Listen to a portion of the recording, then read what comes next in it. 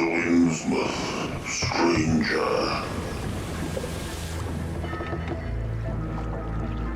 Greetings, travellers, and welcome to episode 84 of the Innsmouth Book Club podcast.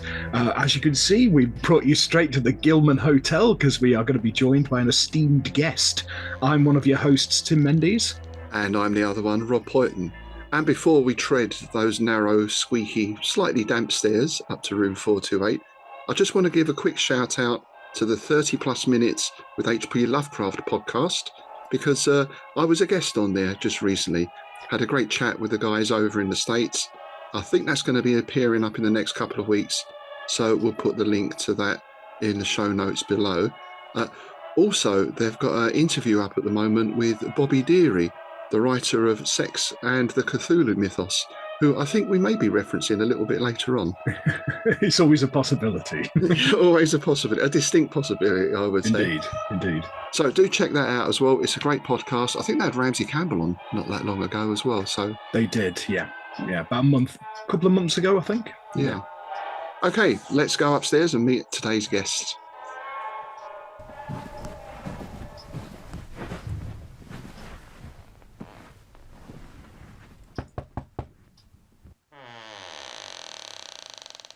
And it's today's guest. It's Zoe Burgess Foreman. Hey Zoe, how you doing? I'm doing all right. Good. Is this your first visit to Innsmouth? Yes, this is my first visit. It's very exciting. Oh, an Innsmouth virgin. I don't know if Innsmouth should be more worried about me visiting. Being as I do a podcast with you, I would say yes, I think so.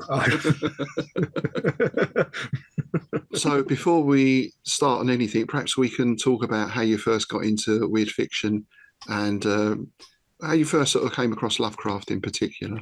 So I actually got into Lovecraft via, I'm a big anime and manga fan, and I have been into the fandom since like the 90s, like massively so.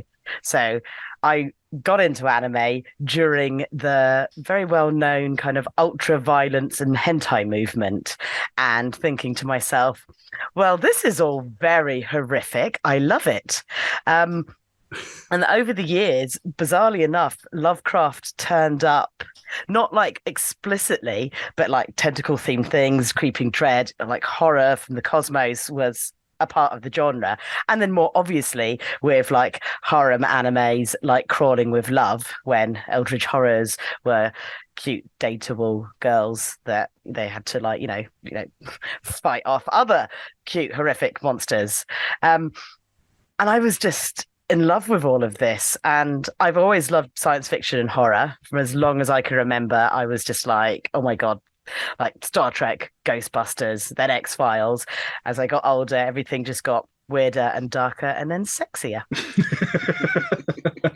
It's funny you brought up Crawling with Love, because I remember discovering that and going, why is Nyarlathotep a hot anime girl? I don't understand. It really confused me for a very long time. Just one of the multitude of forms. Yes, indeed. Okay. I mean, there is so much Lovecraft-related anime characters now and games, and I play the Persona games as well, so they turn out as like creatures, and I'm like, anything that starts looking just a little bit weird and creepy and hot, I'm like, I'm going to put a note of that and go look it up further later. I mean, I know obviously Lovecraft's got a following in Japan, but was all the tentacle stuff there before Lovecraft? Is that a general part of Japanese sort of lore and myth? Well, so I've got to try and sum this down. So I actually did 2 masters, one in contemporary film developments where I specialised in Asian cinema, and I wrote about eroguru, which is a form of Japanese pornography. And I've got another master's in Japanese culture in which I specialised in anime and like alternative gender representation. So I kind of like, I'm really interested in the Japanese alternative porn, like history and movement. And so tentacles and everything has been a massive part of Japanese culture, and also non-penis type penis limbs, because the Japanese porn industry wouldn't allow you to show like genetically like perfect. It couldn't be identifiable like like sexual organs. You couldn't show a complete like penis in their porn. So they used to have to try and do everything in their power to put penises in things, but then not be penises. Hence a lot of tentacles and drills and other creatures for their sexual parts. Same like you couldn't show ejaculation. So that's quite a lot more like blood and gore. You can't, and like even with them like vaginas and like women's parts, they couldn't be anatomically correct as well. So they had to get creative from a very like long time ago. And then if you go back to like the ancient Shunga paintings, which were very anatomically correct until Japan like opened up to the West and all those Christians went, oh no, penises and vaginas in your art. And they were like, oh no, we better throw some octopuses in there. What a great So, response, because you could go the sort of Victorian route of covering up table legs and all that sort of thing, but no, let's add some tentacles and put teeth in, you know. Yeah, basically. Yeah, because this is something that I asked you on the first episode of The Monster in My Bed, which is a podcast that you and I host. And because I was looking up a little bit about it, because I was intrigued why whenever you see Japanese porn, the penises are sort of pixelated. So yeah, I've always found that fascinating, and it just makes a whole lot of sense that you can't show an actual erect willy.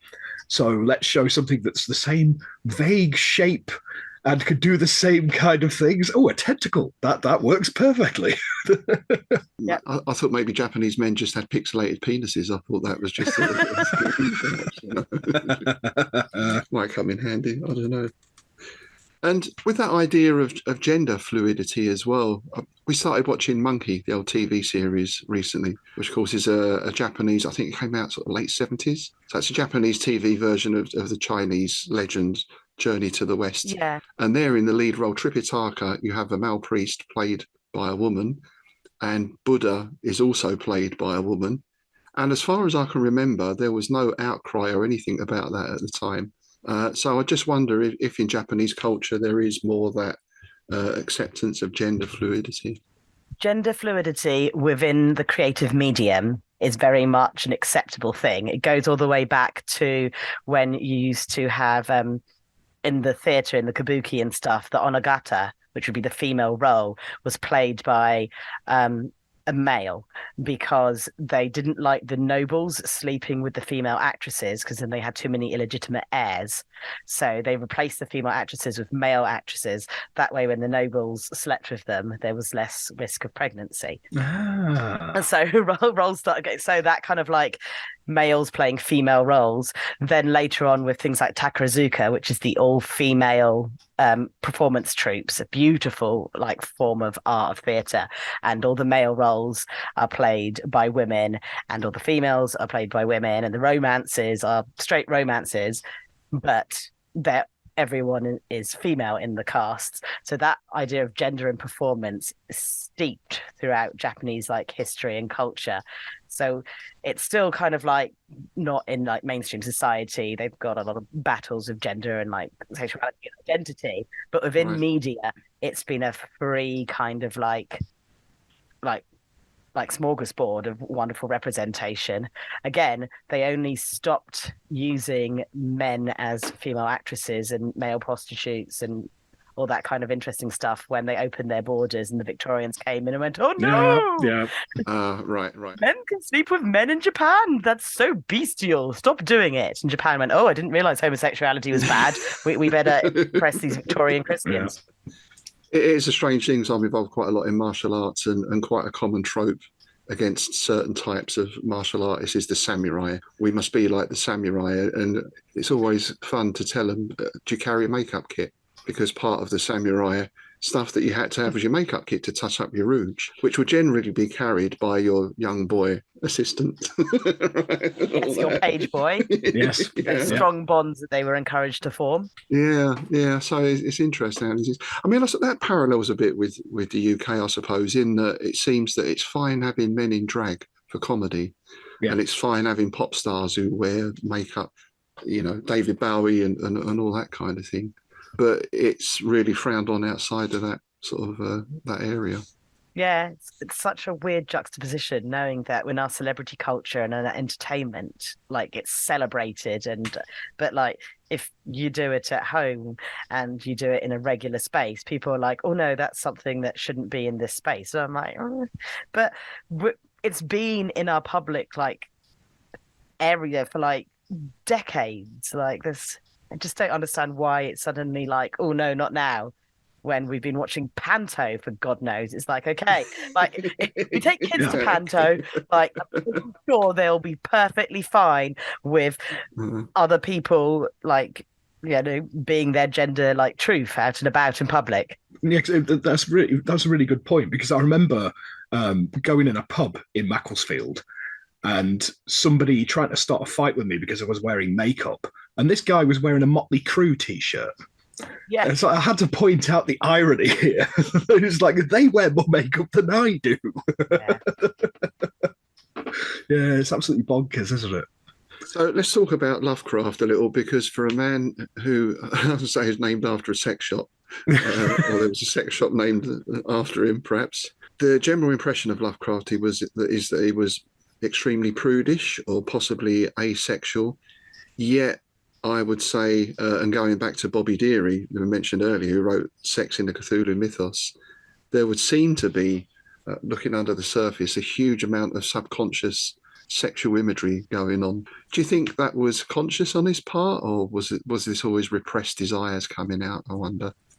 I feel like Lovecraft was, I mean, just scared of everything. I think absolutely like everything terrified the man, and he tried to create these abominations and these reasons for his own madness and the things that he thought and felt. And I think an aspect of that is he probably had urges and desires that scared him because he saw them as unnatural, or he saw it as unclean, and that's not to say that he was queer coded or anything. Like literally sexual desire might have seemed so repugnant to him that he wanted to create other things that basically got birthed from his own like rejection of his own biological needs or his own interests in other humans. Because when you go around scared of everybody, but you're still human and you might have some lingering desires, or you might be completely like ace, and the idea that everyone around you is talking about marriage and having children, and the idea of having offspring is like, well, they're all going to slowly start turning into fish people and they're all must be inbred because obviously, you know, sex to reproduce is just not going to go well. And they're all, sunken eyes. And so I don't know. I think whether or not he did it subconsciously or he was really just like working through that, like nothing about sex, reproduction, love, connection appeals, and it's all going to be equally icky and horrific. Because wasn't there? I don't know whether it was ever like 100% confirmed or whatever, but I know it's been a rumor for a long time that when he consummated his marriage to Sonia, he wore gloves. I don't know. I've read that a few times. What type of gloves? They could have been big black leather studded gloves. Oh, there you go. Yeah. So I don't know. Like I say, I've read that a few times in various biographical sketches. I don't know whether it's ever been 100% confirmed, but yeah, that's it. Yeah. But by the same token, he was a big fan of the works of Clark Ashton Smith, that, as Rob and I have discovered, is full of filth. Yeah. So it's a strange one, isn't it? Yeah.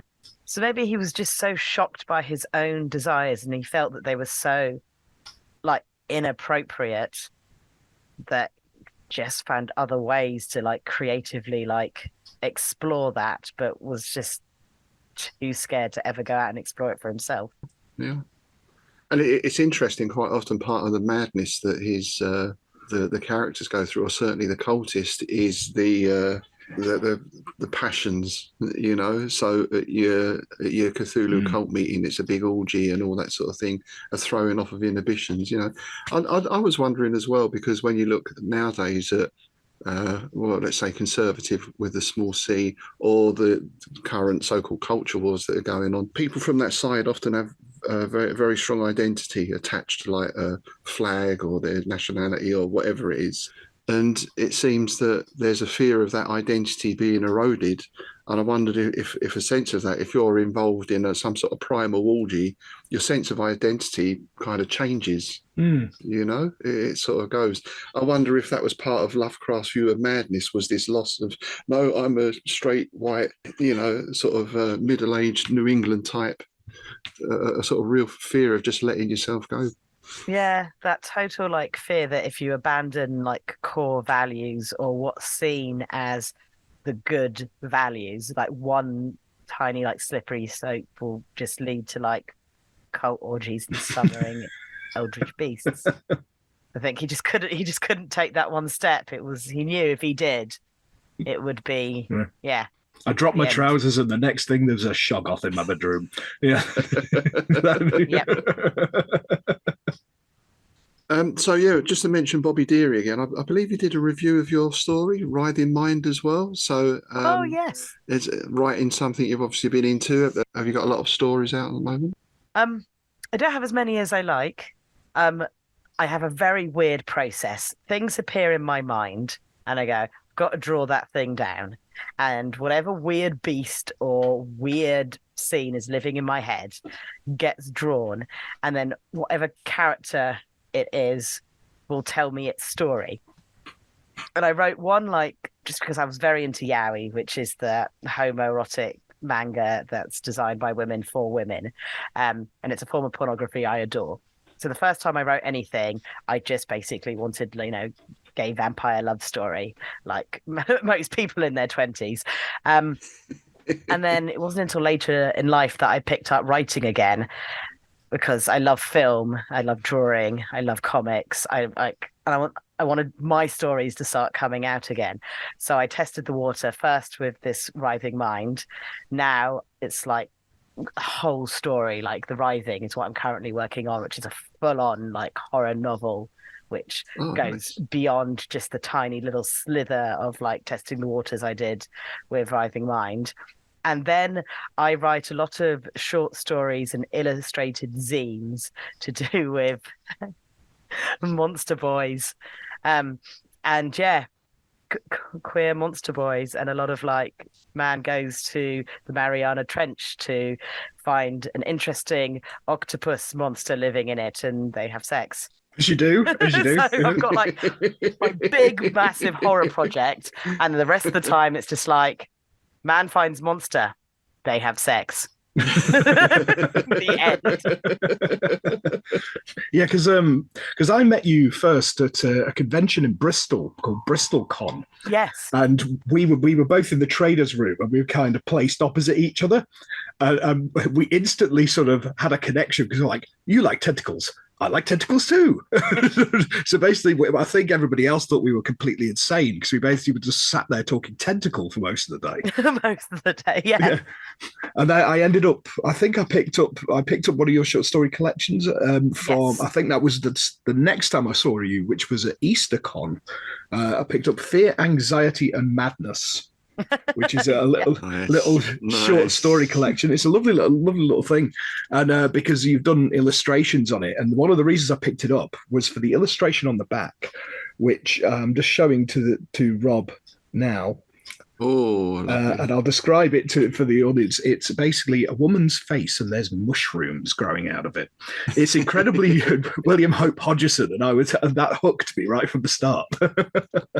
Yes, I used to write. I mean, I still do write horror short stories, because I used to get a lot of night terrors and suffer from sleep paralysis.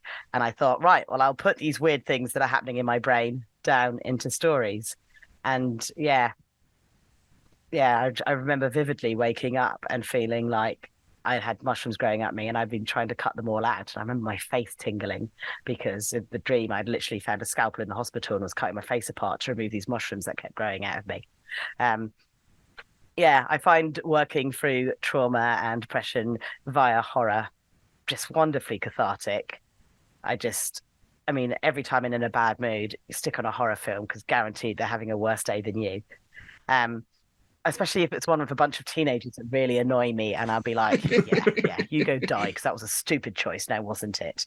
I'm usually on the side of the serial killer in those films, I have to say. Yeah, I am as well. Yeah.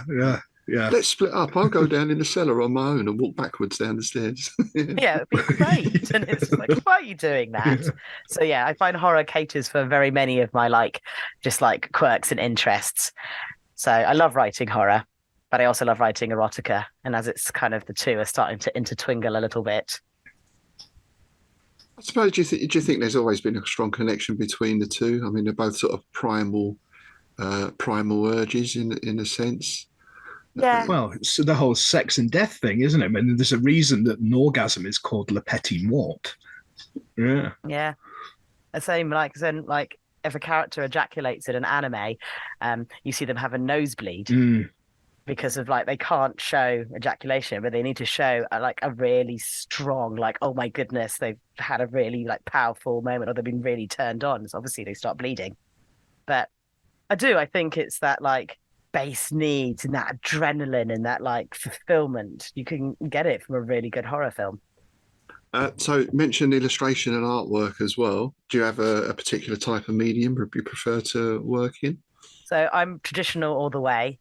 So I work with pencil, pens, pro markers, sometimes Posco paint, sometimes acrylic paint, sometimes spray paint, sometimes a bit of all of it. To create weird and wonderful designs. So it starts off sometimes as just creating character designs. Also, being a manga fan, I like drawing fan art. It's a good way to practice and just when you love something, to be able to recreate it in a way you want to see it is wonderful. And I just think my style keeps evolving. I hope to one day to try and actually attempt to draw comics rather than just singular images. They might start off simple, but it's always good to start somewhere. I just love the sound of pens and pencils scritching on the paper, and I like when my hands get dirty. I'm not very techie as well, so digital art would be nah, none of that. I don't know how to tech. I like to be in my art with it. I was just say, there's one thing in this house. If you're ever stuck for a birthday or a Christmas present, we just buy each other some nice pens or coloured pencils. You can never have too much stationery. Yeah, you really can't. A hobbycraft voucher. Oh, my mother has finally cottoned on to every special occasion. Just give me a hobbycraft voucher, and I can go down there and go, ooh, which Posco pen do I want? Oh, look at the nib on this pro marker. Oh, feel that paper. Yeah, all my in-laws have cottoned on. Just buy him a notebook with some kind of thing on the front of it. If it's got tentacles, then he'll love it even more. But just buy him a notebook, it'll be fine. Yeah. So do you have any specific influences for your art? Because I see quite a bit of Junji Ito in there, and I know you're a fan of his work. I love Junji Ito. Yes, I love heavy line art, chronically so. I love putting as many lines on the page as possible. And I do quite like a lot of monochrome. Junji Ito is obviously a big influence, as I say, as an anime fan who likes the weird and wonderful. That was one of my first places. And I remember that in the 90s when the live action Uzumaki film came out, I remember sitting there watching it and the guru, guru, guru, guru, guru. And I'm like, oh my God, this is weird. This is wonderful. I love this. Yeah. And ever since I've continued to collect Junji Ito. I'm obsessed with his short story Mold at the moment, just because of how grim and wiggly and just the line art. Oh God, the amount of just lines and details and little bits. And then at the other end of the spectrum, I really love shoujo manga, but dark shoujo manga. So I love artists like Yuki Kaoru, Aya Kano, Suichi Sakamoto, who does Innocence. It's beautiful, beautiful line art with these absolutely gorgeous characters, especially I'm all into those beautiful Bashonen lovely males with full lips and crazy eyes. And so sometimes I kind of go, what if this most beautiful style, this horrific, came together and made just the perfect wiggly, squiggly, gorgeous baby? And that's kind of where I'm going at the moment. And what would you say? What's the sort of brief history of anime, of manga? Because I suppose it's I don't know about fairly recent. I guess the 80s, isn't it? It first started, or some of the films first started coming out. So the 80s is when it first hit the UK when Helen McCarthy brought over Japan's equivalent of the video nasties and the ultraviolence movement. So that's when we got Urusaki Dojis. We got the works of Yoshiawa Kawajiri, who's like my favorite director. So that was your Ninja Scroll, your Wicked City. Akira came across, Ghost in the Shell. So there were kind of two camps going, oh my goodness, look at this artistic, wonderful form. And then going, oh my God, think of the children. This stuff is horrific. And Helen McCarthy was like, yes, it's 18 rated. I'm trying to prove that animation can appeal to adults. Right. Yeah. And it opened the floodgates in the UK. And wasn't until I was in college that we first started seeing like some anime like appear on normal TV. I remember being about 16 when things like Pokemon and Yu-Gi-Oh started turning up on television. I'll be going, that stuff that I have been buying for years is suddenly going a bit mainstream. Now it's like everybody knows what anime is. But like, I remember the days when I was going to anime conventions and there was like 200 of us and 20 of us were girls because it was like, oh no, girls are into this. And it was like, yes, we are. Don't worry, boys. Won't teach you. Well, it turns out I did, but then I married. Sorry. Segue. Yeah, because I remember the first time I was really exposed to it was in the sort of mid to late 90s when you first started getting like short anime stuff appearing on 4 Later at like 2 a.m. on a Friday night, because I used to always watch that because I'd come in from the pub and I'd be sitting there with a kebab in one hand and a ciggy in the other, just sort of vegging out in front of the TV, and I'd be watching all this weird and wonderful stuff. And it was incredibly liberating because up until that point, a lot of British TV was incredibly boring. It was all RP on the BBC, wasn't it? And, hello, this evening we're going to be looking at shrimp. It's all this kind of crap. Oh, yeah. But also your point about animation, because I mean, I suppose there was a general move to animation, things like Fritz the Cat and all that sort of stuff to make animation adult. Indeed, yeah. Beavis and Butthead, yeah. Yeah. I remember seeing Legend of the Overfiend back then. I remember thinking at the time how great it looked, but I didn't have a clue what was going on. Partly probably because of when we used to watch films like that, our mental capacities might have been slightly indeed, yeah, impaired. Yeah. But also, I was listening to your podcast yesterday. You were saying those early films were cut quite heavily by the censors as well for UK release. It's nice that the uncut stuff is now out there. It's like, and I know some of these things are not for everyone. I don't think every anime fan should be like, oh, well, let's go and watch Legend of the Overfiend. I'm like, it's got all the content warnings for like reasons. But I think that's the beautiful thing about anime and manga is it is designed as a medium to cater for everyone, absolutely everyone, every thought, idea, situation, desire, interest. There is everything. If you want to watch gorgeous animes about trains, you can. If you want to watch ones about girls going camping, if you want to watch ones about existential crises and like the economic downfall of Japan, there is it. And if you want to watch tentacle porn, that exists as well.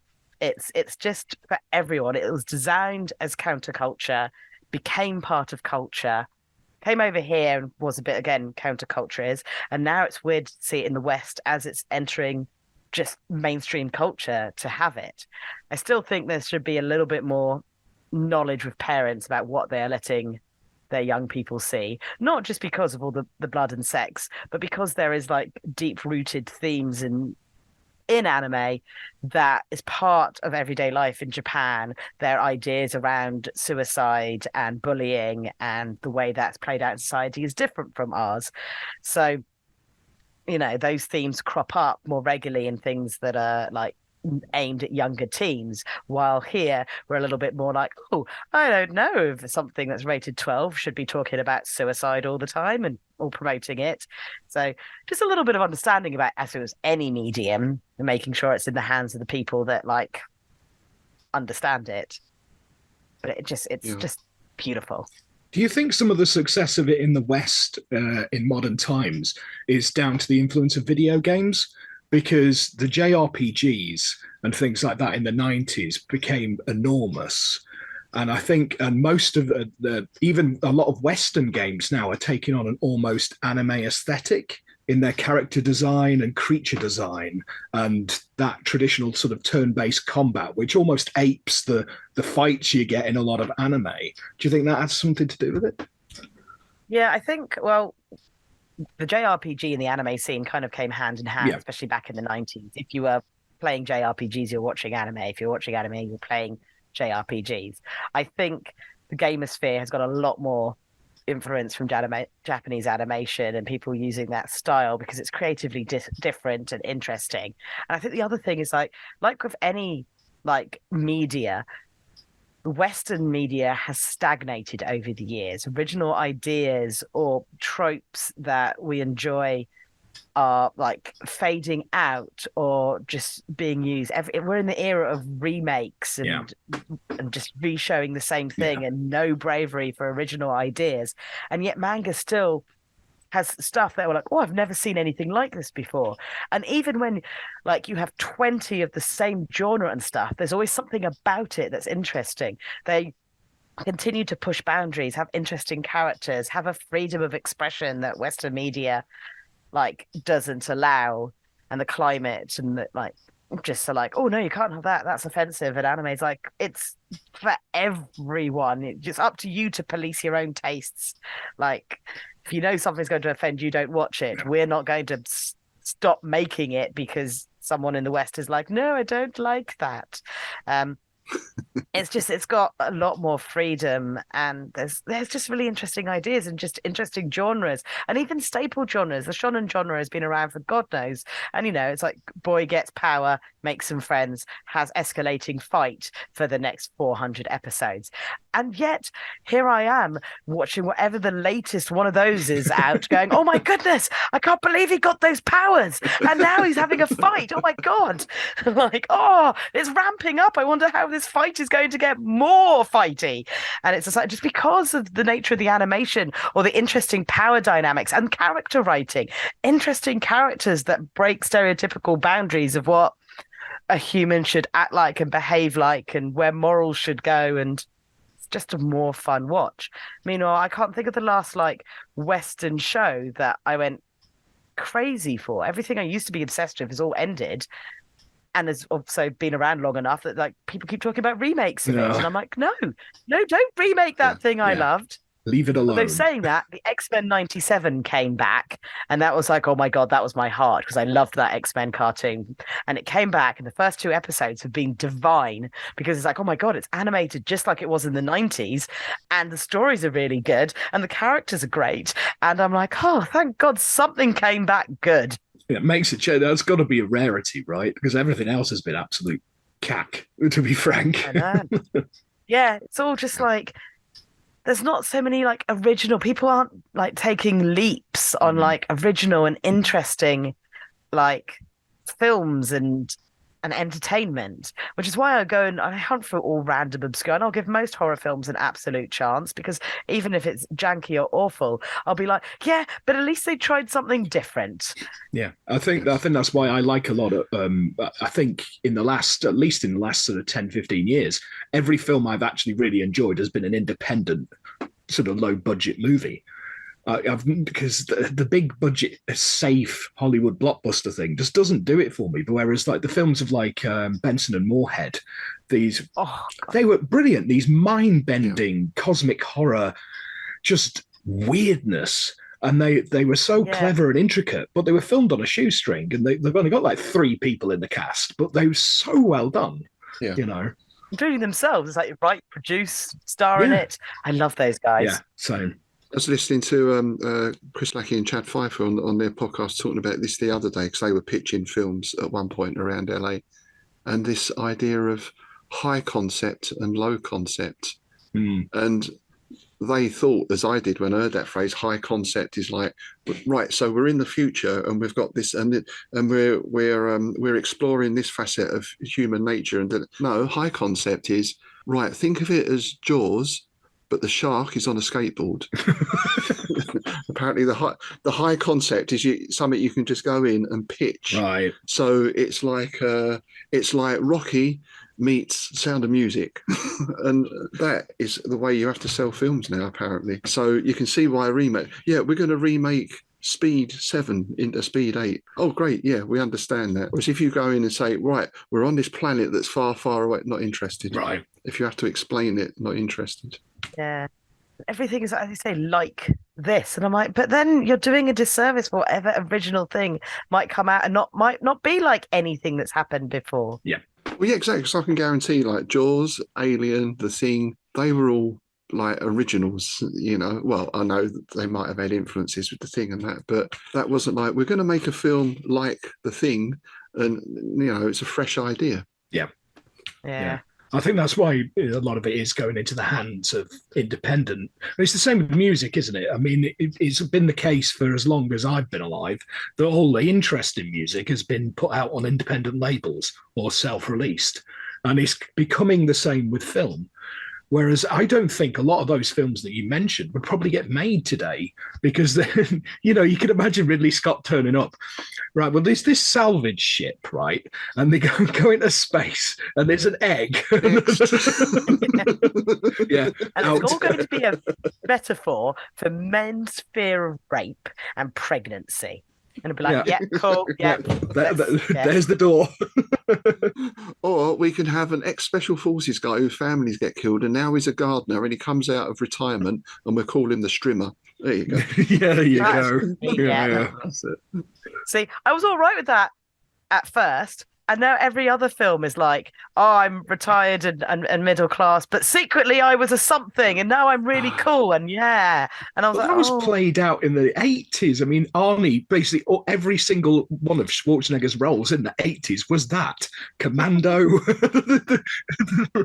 Even before that, Charles Bronson, right? Your Death Wish. Oh, yeah, of course. Death Wish, yeah. It's the suburban male fantasy of getting back at all the bad people in society kind of thing, isn't it? With your big gun, you know? Yeah, I crave something different. And also, like, I mean, gathering with like the things I podcast and write, I'm done with boring human heteronormative storytelling shenanigans. I want weird stuff. I want the Benson and the Moorheads. I want my like inhuman romances. I want like something to like challenge me. I want something to be just weird. You know, space and horror is sexy, and it used to be. And then it's weird because I think we're going backwards. The 80s was full of things that I was like, oh, I like this. Oh, I like this. Yeah. And I'm like, I can't remember the last time, like, I was like, I mean, okay, Psycho Gorman was just like, oh my God, that was a treat, that movie. I was just like, oh my God, like, weird, queer, alien, genocide with a bit of Pokemon feels in there as well. This movie is just like everything I ever wanted. And it's like, but again, independent, random film. Like, no one's going to be like, oh, we're going to make this great Hollywood film about, you know, an alien that comes to Earth and is being told, like, haha, you are trapped to this crystal. And he's like, but I just want to create a genocide. And it's just like, you know, what's good, that film? I suppose we are in the era where films like Dune can be, or books like Dune can be made into decent films. I've not seen the second one yet, but that seems quite the exception.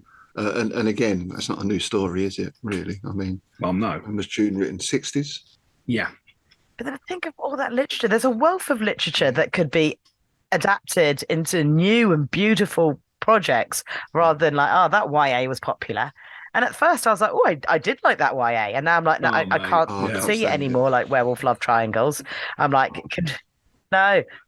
At first I was like, I was all right with this because it was you know, at least it gave me something a bit different. And now I'm like, no. And I'm just like, I just want hard fantasy. Like, can we just not have a nice, like, fantasy story where the woman gets together with the dragon? I swear I used to read stories like that. Oh, there was. Yeah, because my partner, Linda, she collects like classic fantasy literature. She's got bookshelves full of it. And some of the stuff she's got on there, it's like that. Of like princess decides she doesn't want the prince and she goes off with the dragon and things like that. So it did used to be there, right? Yeah. And now it's like, oh no, we can't do this. It's weird. I'm like, yeah, but normal is boring. I'm so done with like, here's this romance movie. Someone tripped over and somebody went on brunch and the best friend was loud and then they misunderstood each other And then there was love. And I'm like, at a Okay. beach house in the rain. Yeah. Yeah. Hallmark, a nice Hallmark movie. But do you think that YA is part of the problem there? Because it seems to me that any fantasy, sword and sorcery, supernatural type thing now has to be pitched at YA, so you miss out on all the adult stuff. Yeah, they don't seem to think adults are into it, do they? It's like, the people reading YA back in the day have now grown up and want that, but a bit sexier and a bit more aggressive. And your market even going way back for something like Weird Tales and all that sort of stuff, it wasn't kids. Oh no. No. That was an adult magazine with saucy covers and all that sort of stuff. It's there. So do you think as well with the anime, has that influenced, or is it being mirrored by the sort of rise of comics and the graphic novel, which are now seen as, air quotes, real art forms rather than, again, comics were for kids when I was growing up. Yeah, I think the comic industry has continued to develop, and I think the comic industry would have continued to be strong in its own thing without the popularity of anime and manga. I hope that people who are willing to take a chance in reading anime and manga will actually go out now and take a chance on other like graphic novels and not just like Marvel and DC. As much as I love Marvel and DC, I mean, if it wasn't for like DC and Vertigo, I would never have like Hellblazer, which I'm obsessed with. John Constantine is like my god. Like I just adore that absolute mess of a human, and I love Hellblazer. And the fact that the popularity of those kind of stories has come back since he's got a new like print run, which is more true to its roots rather than how he behaved within the DC like universe. And Marvel's doing more interesting things and has got some darker stories, but independents have been able to pop up and create like interesting words. I'm reading Monstrous at the moment, which is phenomenally gorgeous graphic novel, and again, it's hot lesbian monster in it. So it's just like, I think they've struggled more because it's not as much a part of society norm to read graphic novels and as manga is to Japan, where it's just designed to be picked up, read on the train journey, like right. It's every day for them. Yeah. But I do think a lot of people are turning to more interesting, like independent, same like you were saying about music. I think a lot of people who want real stories are turning to something different to try and find that like satisfying storytelling.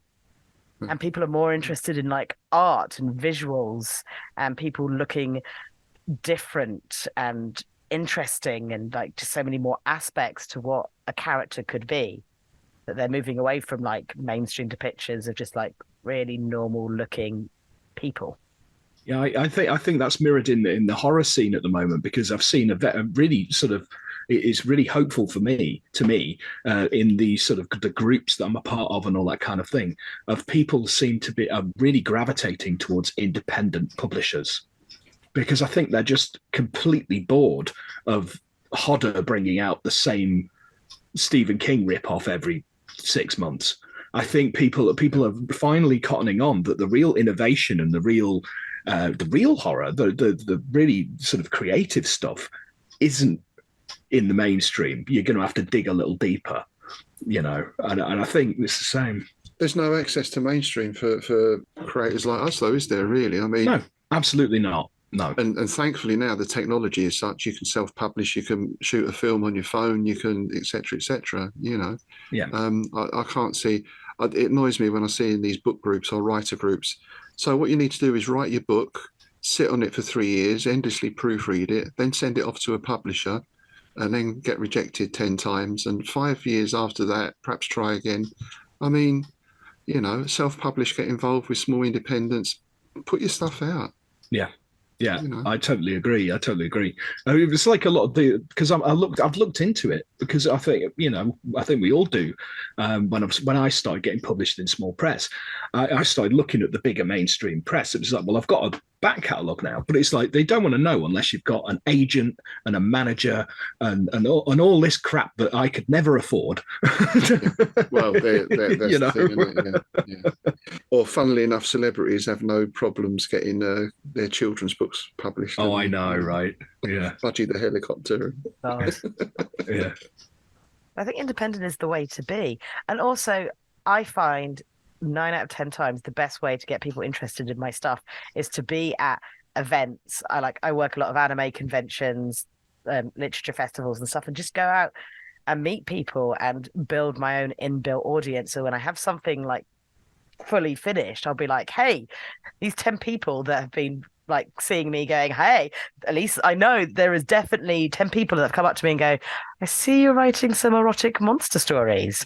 Well, I'm like, yes, would you like one? And they'll be like, yes, please.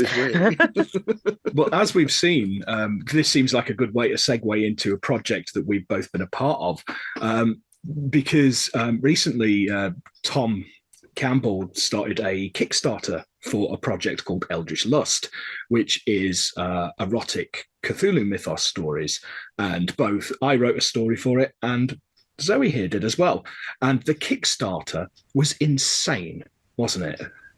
I've never seen anything like it. I've never in a million years believed it would get to those numbers. What was the final thing now? It's about 30, wasn't it? Wow. Yeah, around about like 35,000. That's huge. It was shocking. It was terrifying. It was I about was just 35 grand. Yeah, it was mental. It was absolutely mental because when he first put it up, and there was the original target, and I was like, oh yeah, we'll get to that, and we might just about get to the physical copies stretch goal. Yeah, I thought if we could get to those stretch goals, that'd be Yeah. sweet. But I didn't know whether we would or not, and then we just sailed right over them. I mean, I was like, we've just made 10 times what we were asking for. Like, Yeah. Jesus. But there's a market. People want this stuff. People want Cthulhu-based sex comics. And I'm like, well, I've got some stories for you, people. Yeah. So how did you get involved in it? Because he came to me originally asking if I knew any artists. And I pitched a couple of people, but they didn't want to be involved in it. So I was like, oh well, I'll keep my feelers out there. But while you're at it, do you need any stories? Because I've got a couple of raunchy ones that I could really sex up for you. And he was like, yeah, all right, do it. So, I think I'm very obviously me, if you've ever met me at an event. Yeah. I do not hold back talking about the things I like. I've discovered in my later years that if you be unapologetically you, especially after a few drinks, the people that want you will find you. So after Innsmouth, we were at the pub, remember? And you were like, oh, Tom, meet my friend Zoe. You're like Zoe, she fucks monsters. And it was just something like that. And I was just like, just talking about precisely that and sharing stories of like, I don't know, thinking about horny tentacles or something. And literally a few days later, Tom was like, so do you want to write a story for this project I'm doing? And I'm like, I would love to. Do you want some jungle sex orgies with supernatural beings? Got one for you. But yeah, I think it turns out that like not being ashamed of what I'm passionate about has very much like opened up a world of like everything I want to be doing. Nice. So yeah. Yeah, I've got a very entertaining story about Zoe and how she can be after a few drinks. Was at the last EasterCon. I can see her laughing now. At the last EasterCon, Zoe had been on a panel, a teratophilia panel, basically talking about monster erotica and that sort of thing.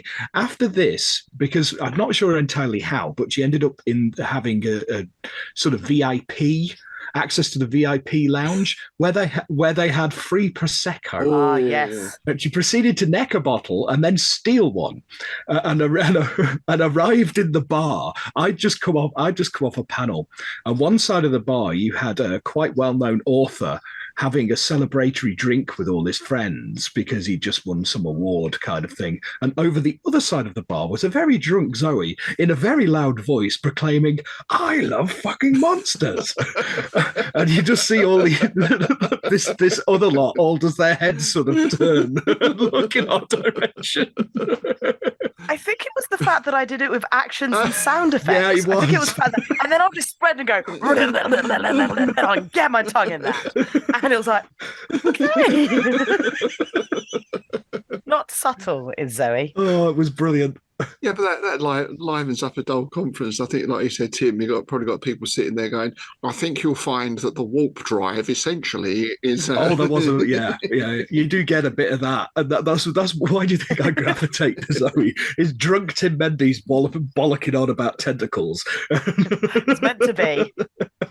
Who am I going to talk to? And then like Tom finding us both, and I feel like it's going to be some unholy meetup when all three of us get back together again. Oh, I know. Yeah. No, I was out drinking with him the other night. Yeah, it always gets a bit messy when me and Tom get together. So how's the artwork going to work for that? Is it one artist all the way through, or has he got a few artists working on it, like different artists for each story? Yeah, there's a different artist per story. I think he's like, he put feelers out for artists, and then he matched us with someone who enjoyed our story and got on with our concepts. Yeah, he's working with the artist who does his regular comic, Abyssal Albion. Oh, yeah. Yeah. And then I've got someone, and Zoe's got someone. So our story is going to have very different styles to his, which I think will give it a real variety. Nice, yeah. And it'll give our own stories their own identity. I think it's a really good idea. Yeah, I think it would be nice like that. I think Tom's going to be coming into Innsmouth as well soon, isn't he, for a visit? So we'll have a good chat. He is indeed, yeah. And I think that was one of the nice things about the first Innsmouth Literary Festival, were all the traders we had pretty much were people producing their own art and everything else. And there seems to be a very nice dynamic around the room of people going, "Oh, you do that, I do this. How about if we did that?" And we've said that a few times. Obviously, Tim, we've spoken about that. Yeah. Seems to be a lot of goodwill in the sort of Lovecraftian community. People seem very keen to help each other. Like you join some fandoms and some communities, especially when you go to a couple of these like literature conventions and you're trying. I mean, me and Tim have had some incidences with like certainly Easter cons and kind of feeling like the weirdos in the corner and going, "Oh dear, am I too strange for this event?" Oh yes. Especially that one where they stuck us as far away from the rest of the convention as they possibly could. Yeah. And I was like, "Shoo, down here in the corridor. No one must find you, weirdos." And I'm like, but someone here must want, what we're selling. But like, it's weird. The more that someone sees a fandom or an interest or a fetish as like icky or weird or like, "Oh, well, that's a bit, we'll stay away from that," the nicer that community is. Yes. Because they're just like, as I say, like my community is like a lot of anime and manga, but because I'm older, like my community is the people that are into like the teratophilia, like some of the more old school stuff and things. And they love it. Like, the monster loving community, they're such nice people. Innsmouth is such nice people. We'd sit around talking about like existential crises and creeping dread and madness and like films like The Void, where like, nice. Oh yeah, body horror and tentacles and people being ripped apart. It's great. Yeah. But everyone's lovely. Like, Yeah. But you get into what's meant to be the popular fandom. And horrible. Absolutely. Somebody actually commented on a live thing I did when I first started out. I did when it was still under lockdown. So I was doing a lot of live things on YouTube with various publishers and other authors and stuff. And a friend of a friend apparently watched one of these things and commented to my friend that for a bunch of horror writers, they all seem really nice people. I mean, we all do research, but that doesn't mean you go around with a set of knives and a body bag and Dexter. Yeah, exactly. Right. Yeah, exactly. I call it the Pink Floyd effect. I mean, I love early Pink Floyd, Syd Barrett, that kind of era. Same. Yeah. And I've played with quite a few musicians. Oh yeah, I'm really into Floyd. Not all that early Barrett stuff, though. That's a bit weird, isn't it? Yes. Yes, that's the whole point. Yeah. It baffles me how you can be creative in a sense and yet very uncreative at the same time. It just seems like the world is trying to put us all back in boxes. I swear we fought so long. Like, I'm like female presenting and queer. Like, we fought so hard to be like equal rights for women to be allowed to be interested in porn without it being weird, for us to like crave identities, for like to enjoy what we enjoy, to have like for us to get films which had the female gaze in it, where it wasn't just looking at the sexy female bodies. We now like have a whole host of movies where they're like, I'm pretty sure Chris Hemsworth is in his contract to take his shirt off every film. There's no plot for that, but that's because, you know, we live in the age when they go, actually, this will sell to other ladies if we put a bit of naked Hemsworth in it. Goodness, that latest Thor film was garbage, but I got to see Chris Hemsworth's bum, and I was like, points for bum, like, you know. And then suddenly they're like, oh no, there's too much sex in things, there's not enough this in things, there's too much of this in things. No, women want to be pure, like, oh no, we don't. And I'm like, wait, I fought so hard to be accepted as someone who is, we do not kink shame. Fetishes are fine, you know, as long as you are doing things within consenting adults, then your fetish is your fetish. Your kinks are your kinks. The spaces for these should be safe. I shouldn't be going on the internet and having teenagers calling me a paedophile because I expressed a liking for something that was a consensual act in a property that was designed for adults. I'm like, hey, get out of my 18 plus spaces. But why suddenly is it like, oh, quick, like everything's cracking down on porn? Tumblr was like, I remember Tumblr kept banning all my posts for like pornographic imagery. I had been posting some screenshots from Torchwood. Freaking Torchwood, because it was John Barrowman's bum. BBC, as establishment as you can get. Yeah. And I'm just like, it was Torchwood and it was Spartacus. I was obsessed with that Spartacus TV show. But oh no, I had too many nipples in my dashboard. I'm like, it's Spartacus. Of course they're not covering up their nipples. They're freaking gladiators. I'm not even showing you the porn. It's just a still image of the newest season's poster. Oh no, shit! Oh, nipples everywhere! You pornographic Tumblr site. And I was like, God, like, where am I?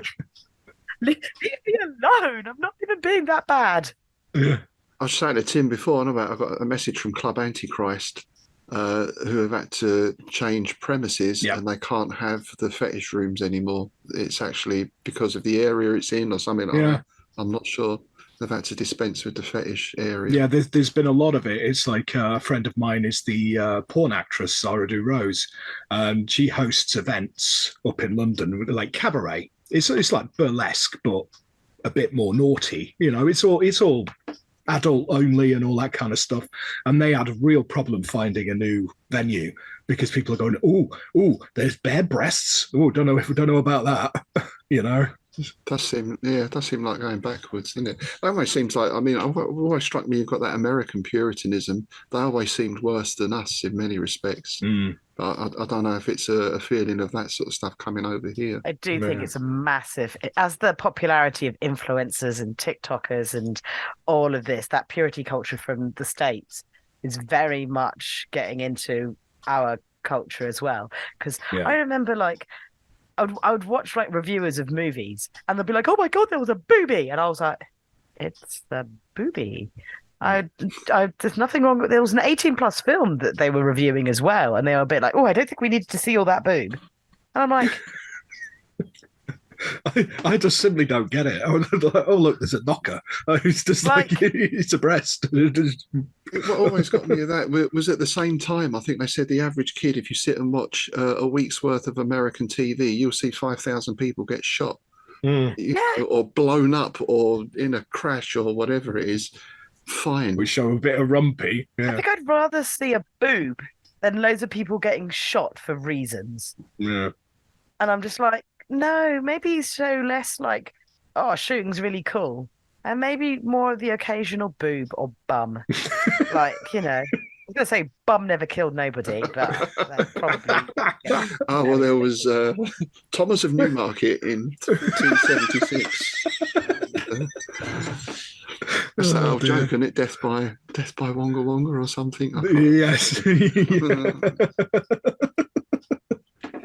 There's got to be a horror film out there about a bum. I know there's The Knob. The one about guys, the penis. Penis that goes crawls off and starts killing people. Detachable penis. Yeah. And there's the vagina with teeth as well, isn't there? That goes around eating people. Yeah, there's a couple of those. Yeah, there is. Yeah. But there must be. I'm gonna go on This a is what we're going research. to be looking This up is what we're now. going to be googling like when we finish recording, isn't it? Horror films about a bum that goes around eating people. Eat people. I could just have an eye where the anus is, perhaps. I don't know. Something like that. Oh dear. Perhaps someone out there will pick that up and run with it. You never know. We're planting seeds.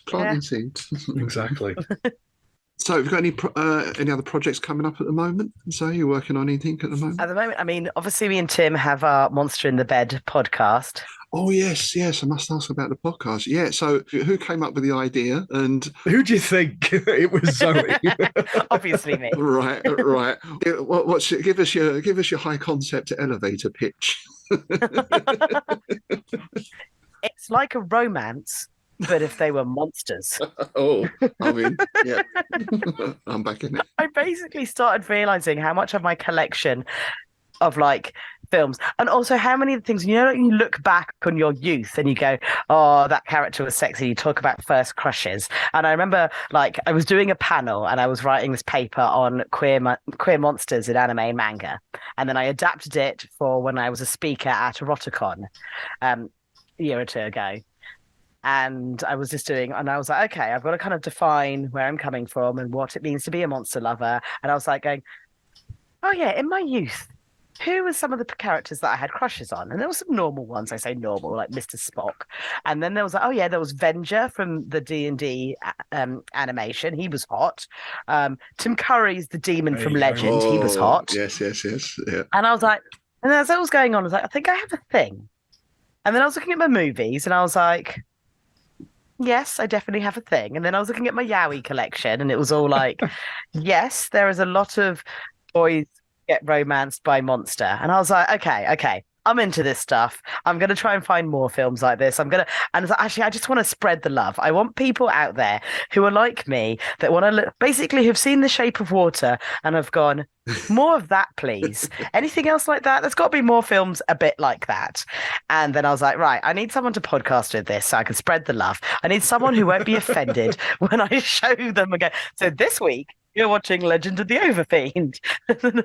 Or in this case of this one, I'm like, so we're watching Tammy and the T-Rex. I hope you're ready for it. Oh, that was this is what we just watched. Oh, we recorded the other day. God, that was funny. Was that dino porn, is it? No, well, it's implied, isn't it? It's definitely implied. But yeah, but I knew Tim would not be offended by my choice of cinematic masterpieces. And it's just, I love it. And I thought, you know what? I went all through the internet and I couldn't find any comprehensive lists of basically monster romance movies where there's actual monsters, not they're dating a vampire or it's a werewolf, but they date while they're always human. And there's like, no, I want to see someone making out with the actual werewolf. Or, I want the monster. So yes. This is how it was birthed. Yeah. Yeah. When Zoe came to me with the idea, I was like, you know what? That sounds like fun. Yeah, count me in. I'm really enjoying it so far. It's yeah. But have you had what sort of feedback have you had so far? I guess you just released the second episode this week, right? That's just come out. But have you had responses back? Yeah, we had some on the first couple of episodes, didn't we? Like some comments on when we posted them on YouTube and things like that. And yeah, people seem to be really enjoying it. So yeah. Yeah. It's being received well, which is nice. I was a little bit worried that episode 2 would get us in a little bit of hot water with all the purity people coming out of the woodwork going, you can't talk about that film. It's nasty. And I'd be like, nasty or kind of sexy? Are you just scared because it actually turns you on a little bit? Oh, come on. There you go, right? There you go. That's at the root of a lot of this stuff, I think, isn't it, really? Yeah. Exactly. I've got some zine projects coming up. So as I work on my main novel, I am currently working on an art collection of. I basically took a load of cryptids and urban legends and turned them into hot boys. So you can have a nice little scroll for a pamphlet. If you ever wanted to know what it was like to want to romance the Pope Blick monster, I have now drawn that. You showed me a couple of those the other day. Brilliant. Yes. My erotic Lovecraft range is Yes, being that was created, it. Yeah. in which, there's some sexy beasts there. Yeah, Cthulhu with his bum on display. Yep, exactly. Oh, if you ever wanted to know what Eldritch beasts with a good round ass look like? Well, my art will answer that question for you. But yeah, so it's mostly art projects at the moment because I've got a lot of ideas going on, and then I will start like sitting them into kind of more coherent stories. But the big one is writing The Writhing, which is my big horror, madness, crazy thing. And you're going to be joining us again at the Innsmouth Literary Festival this year. Yes, very much so. On the panel, so people will be able to see you there. Have you got any other sort of conventions and appearances coming up as well? Yes. In May, I have got Confuzzled, which is the UK's largest furry con.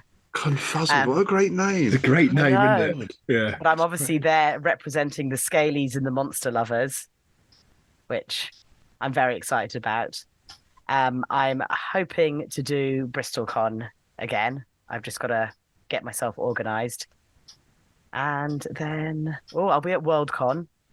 I'm just waiting for them to announce program stuff. I've basically told them absolutely everything I could possibly think of and be like, come on, give me panels. So hopefully, yes, WorldCon, I'll get onto a few choice panels to promote my Weird and Wonderful. Excellent. Well, I hear the big yellow bus is pulling up outside, so it's time for us to leave Innsmouth as twilight beckons.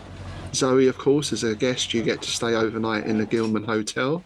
And I'm sure what happens in Innsmouth stays in Innsmouth. I was going to say, this is going to be the first time a guest leaves their door open. I think so. Slither on in. Perhaps a little trail of pilchards down the hall.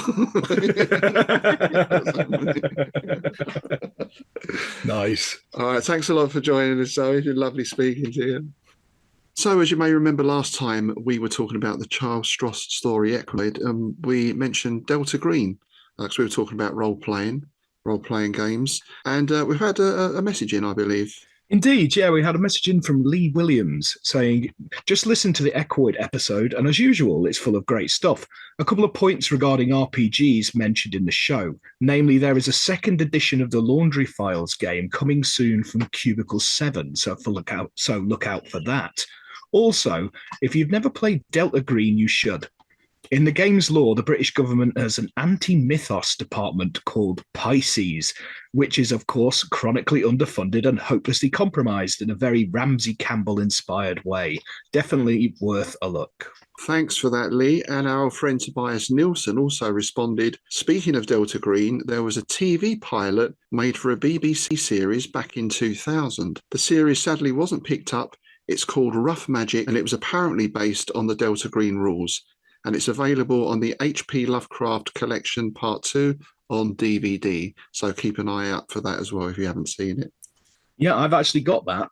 I had no idea it was based on the Delta Green rules. I knew it was the TV pilot, but I never knew that was the influence behind it. Yeah, so it's well worth a watch. It's quite good. It's a real shame it never got picked up. Yeah, again, well, that's another subject we've had, isn't it? We've done Lovecraftian TV, and it's that thing again where the original stories never seem to get picked up, but the spin-offs do. It's a strange one. All right. Well, thanks for that, chaps. And any other questions, comments, suggestions, please do keep them coming in. You can, of course, post on our Facebook page, our YouTube site, our Patreon page. You can send us an email at innsmouthbookclub@outlook.com. And if you have any questions, particularly you want to address to Dagon, you can send those to dagonsack@outlook.com. Dagon Sack will be returning very soon. We're just waiting for it to fill up again, aren't we, Tim? Indeed. It's getting nice and bulbous at the minute, so I'm going to have to drag it up the stairs soon, I think. And as always, if you'd like to support the show and help us to spread our tentacles, please check out our Patreon site. You can sign up at 3 levels of membership. You get bonus content for the Innsmouth Book Club and Strange Shadows, a quarterly copy of Innsmouth News, and of course, free entry to events like the Innsmouth Literary Festival and 1 or 2 other things as well. So, thanks for joining us today. Thanks again to Zoe for being an excellent guest. What have we got coming up next time? I believe we've got a patron episode coming up next time. Indeed, we're gonna be taking an ongoing delve into H.P. Lovecraft's sonnet cycle of the fungi from Yuggoth. So we're going to be kicking that off next time. Yeah, looking forward to that. I've not read that for quite a while actually, so looking forward to diving into that. Yeah, I keep getting mixed up in my head what's actually from that and what's from Ramsey Campbell's spoof of it, Mushrooms from Merseyside. I keep getting the two mixed up in my head. All right, and just before we go, I just want to quickly welcome 2 new patrons, Oblivion Media and Colin McCowan. Thanks very much for signing up. So with that, we're off. We're away out of Innsmouth, back into the real world. Or is it? We'll see you next time. It's goodbye from me, Rob Poynton. And it's goodbye from me, Tim Mendes.